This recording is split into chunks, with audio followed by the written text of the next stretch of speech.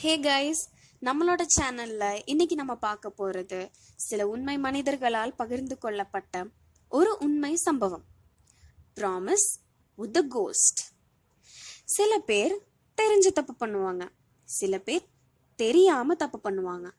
ஆனா இது ரெண்டுமே இல்லாம தன்னோட தைரியத்தை காட்டணும்னு தப்பு பண்றவங்க சில பேர் இன்னும் இந்த உலகத்துல இருந்துட்டு தான் இருக்காங்க. அதுல ஒண்ணுதான் Latha. Bengaluru 2006. Latha 10th standard student. எல்லாருக்கும் பெஸ்ட் ஃப்ரெண்ட்ஸ் இருக்க மாதிரி இவங்களுக்கும் 3 பெஸ்ட் ஃப்ரெண்ட்ஸ் இருந்திருக்காங்க.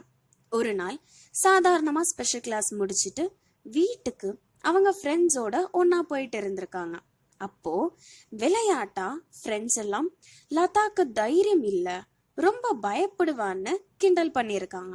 அப்போ கோவப்பட்ட லதா அவங்களால என்ன வேணா பண்ண முடியும்னு சொல்லியிருக்காங்க. ஸோ அவங்க ஃப்ரெண்ட்ஸ் எல்லாம் சேர்ந்து லதா எதுவுமே பண்ண முடியாதுன்னு பெட் கட்டினதும் தன்னோட ஃப்ரெண்ட்ஸே தன்னை இப்படி நினைக்கிறாங்களே அப்படின்னு மனசு கஷ்டப்பட்டிருக்காங்க லதா. அடுத்த நாள் ஸ்கூல் முடிச்சுட்டு வீட்டுக்கு போகும் வழியில இருந்த ஒரு சிமெண்ட்ரி கிட்ட அவங்க ஃப்ரெண்ட்ஸ் எல்லாம் நின்னுட்டாங்க. எதுக்கு நின்னுட்டாங்கன்னு லதா கேட்கும்போது லதாவை தனியா போயிட்டு ஏதாவது ரீசண்டா அடக்கம் பண்ண சமாதி கிட்ட போய் அவங்களுக்கு ப்ரப்போஸ் பண்ணணும்னு அவங்க ஃப்ரெண்ட்ஸ் எல்லாரும் சொல்லியிருக்காங்க. தான் தைரியசாலின்னும் அவங்க ஃப்ரெண்ட்ஸ் அவங்கள பத்தி நினைக்கிறது தப்புன்னும் ப்ரூவ் பண்ணணும்னா இது செஞ்சே ஆகணும்னு லதா சிமெண்ட்ரிக்குள்ள தனியா இருக்காங்க. எங்க பார்த்தாலும் ஒரே இருட்டு. ஒரு 8 மணி இருந்திருக்கும். அப்போ லதா ஒரு சமாதிய பார்த்த உடனேவே நின்னுட்டாங்க. அந்த சமாதிய இப்போதான் அடக்கம் பண்ணிருக்காங்கன்னு அது மேல இருந்த ஃப்ளவர்ஸ் எல்லாம் வச்சு தெரிஞ்சுக்கிட்ட லதா உடனேவே பேச ஆரம்பிச்சிட்டாங்க. நீ யாருன்னு தெரியாது, ஆனா நான் உன்னை ரொம்ப லவ் பண்றேன்.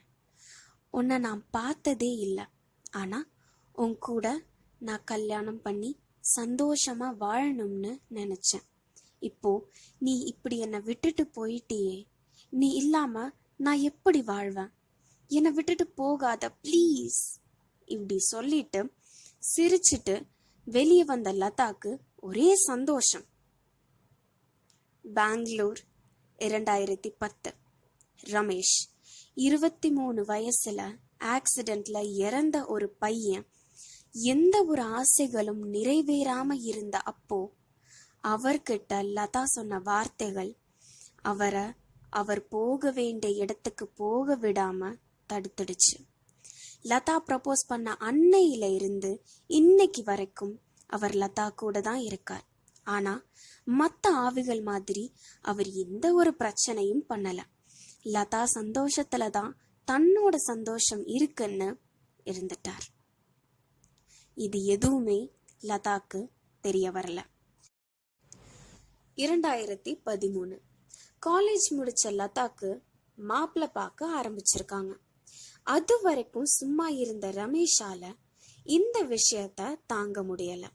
லதா அவருக்கு மட்டும்தான், வேற யாருக்கும் அவ கிடைக்க கூடாது, வேற யாரு கூடயும் அவ வாழக்கூடாதுன்னு முடிவு பண்ணி வர்ற மாப்பிள்ளைங்க எல்லாரையும் விரட்டி விட்டுட்டு இருந்திருக்கார் ரமேஷ். வர்ற வரன் எல்லாம் இப்படி தப்பி போகுதேன்னு சொல்லி ஒரு நம்பூதிரிய பார்க்க போயிருக்காங்க லதாவும் அவங்க ஃபேமிலியும்.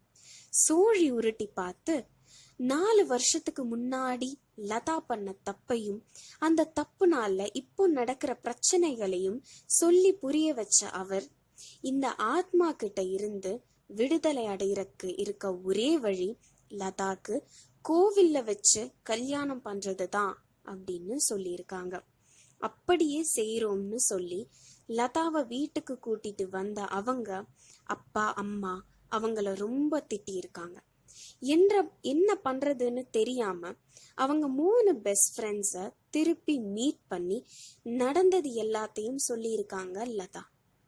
எங்களால இப்படி ஆயிடுச்சுன்னு ஃபீல் பண்ண அவங்க ஃப்ரெண்ட்ஸ் அவங்களுக்கு ஆறுதல் சொல்லியிருக்காங்க. ஆனா கூடவே ஆத்மாக்கள் என்ன சொன்னாலும் கேட்கும், கூப்பிட்டா வரும். நாம அவங்க கூட பேசலாம், நீ பேசி பாரு, எக்ஸ்பிளைன் பண்ண அப்படின்னு அவங்க ஃப்ரெண்ட்ஸ் சஜஸ்ட் பண்ணியிருக்காங்க. அதை சீரியஸா எடுத்துக்கிட்ட லதா வீட்டுக்கு வந்ததும் 12 மணி வரைக்கும் வெயிட் பண்ணி 12 மணி ஆனதும் லைட்ஸ் எல்லாம் ஆஃப் பண்ணி கேண்டில் எல்லாம் ஏத்தி ரமேஷை கூப்பிட்டுருக்காங்க. கூப்பிட்ட 2வது குரலுக்கு ஓடி வந்த ரமேஷ் ஒரு உருவமா அவங்க முன்னாடி வந்து நின்னார். பயந்து போன லதா ரமேஷ் பேசுற வரைக்கும் வெயிட் பண்ணாம தன்னோட ஆதங்கத்தை கொட்ட ஆரம்பிச்சிருக்காங்க. அவங்க பேசி முடிச்சதும், ரமேஷ், நீ என்ன கல்யாணம் பண்ணணும்னு சொல்லிட்டு இப்படி இன்னொருத்தனை கல்யாணம் பண்ணலாமா? நீ எனக்கு மட்டும்தான், நான் உன்னை யாருக்கும் விட்டு கொடுக்க மாட்டேன் அப்படின்னு சொல்லியிருக்கார்.